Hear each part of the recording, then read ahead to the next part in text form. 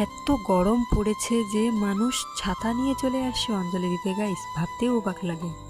তো ফাইনালি আজকে অষ্টমীর তিথিতে আমরাও চলে গেলাম অঞ্জলি দিতে।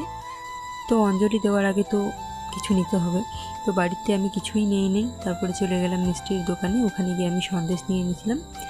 তারপরে ভাবলাম এমন করে সন্দেশ কেমন করে দেই। তো তারপরে আমি কয়েকটা গোটা ফল, তারপরে ধূপকাঠি নিয়ে রওনা দিলাম মন্দিরের ওখানে। মন্দিরে যে এত গরম পড়েছে গাইস, তার মধ্যে পুজো এখনও চলতেছে। এই পাশে আমাদেরকে বলা হয়েছিল যে 11টার মধ্যেই নাকি পুজো শেষ, অঞ্জলি হবে। তো তারপরে গিয়ে দেখি এখনও কোনো কিছুই হয় নাই। মানুষ তো মানে এত ভিড় হয়েছে যে সবাই ঘেমে টেমে একেবারে শেষ। তো ওরকম করে বসে বসে কী করব, কয়েকটা রিলস বানালাম, তারপরে তোমাদের সাথে একটু লাইভ করছিলাম তো ওইখানেই।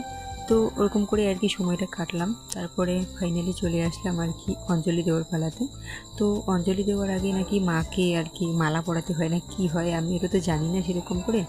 আমরা চটফট করে অঞ্জলি দিয়েই মানে এত গরম পড়েছে গাইজ, ওখানে থাকতেই পারি নেই। তো চলে গেছিলাম বাড়িতে। অনেক কিছু ভিডিও রেকর্ড করার বাকি ছিল, খিচুড়ি প্রসাদ খাওয়ানো হয়েছিল, ওইখানে অনেক এনজয় করছিলাম। কিচ্ছু তোমাদের সাথে শেয়ার করা হলো না। তো গরমের মধ্যে আমি থাকতে পারছিলাম না, তার জন্য চলে এসেছিলাম।